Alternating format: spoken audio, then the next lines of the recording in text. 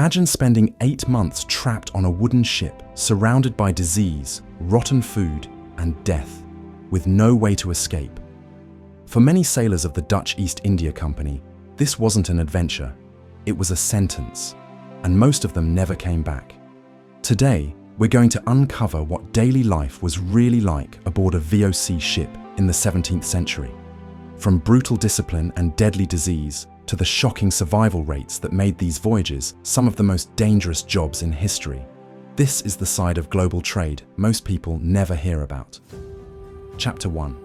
Why men joined VOC ships. So why would anyone willingly board a VOC ship? For most sailors, the answer was simple: desperation. The Dutch Republic was growing rapidly, but poverty was widespread. Jobs were scarce, debt was common.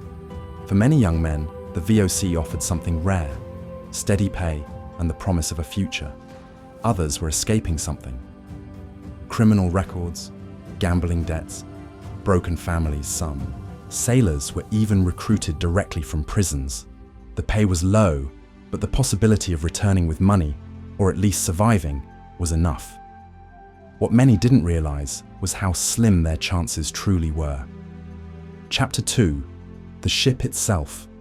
VOC ships were not designed for comfort. They were floating cargo containers. Below deck, hundreds of men slept shoulder to shoulder in cramped wooden spaces with barely enough room to sit upright. There was no ventilation, no privacy, and almost no light. Rats ran freely through the ship, contaminating food and spreading disease. During storms, seawater flooded the lower decks, soaking bedding and supplies. This was home for months at a time. Chapter 3.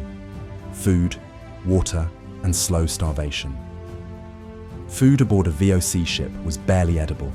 The standard diet included hardtack biscuits infested with insects, salted meat that often rotted dried peas and beans.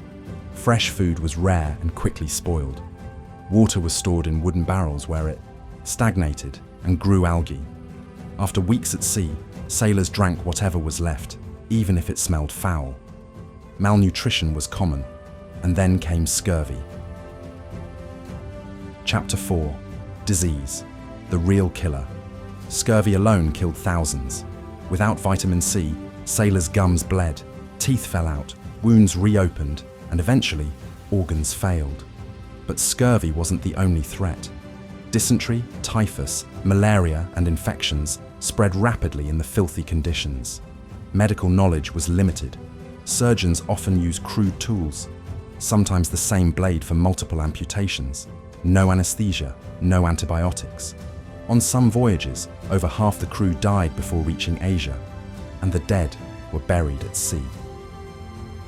Chapter 5. Discipline and punishment.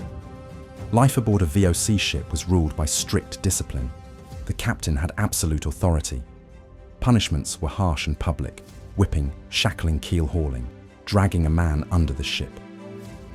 Even minor disobedience could result in severe punishment. Fear was used to maintain order. Mutiny was rare, not because sailors were loyal, but because rebellion almost always ended in execution. Chapter 6. The journey that never ended. A voyage from the Netherlands to Asia could take 6 to 8 months, sometimes longer. There was no turning back. Once a ship left port, sailors were trapped. If supplies ran low, rations were cut. If disease spread, there was nowhere to escape. By the time ships reached Batavia, many crews were barely functional. Some ships arrived with fewer than half their original sailors. Chapter 7. Survival, or not. Surviving the voyage didn't mean survival overall. Many sailors were immediately sent deeper into Asia, or stationed in unhealthy tropical colonies. Others died within weeks of arrival. For the VOC, sailors were expendable. There was always another desperate man willing to take their place.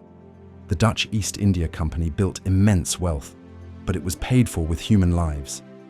Behind every spice shipment and every trade profit were thousands of sailors who endured hunger, disease, violence, and death, often without recognition.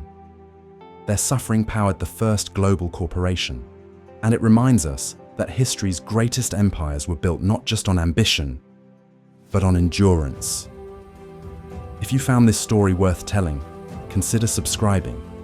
More untold stories from the age of the VOC are coming.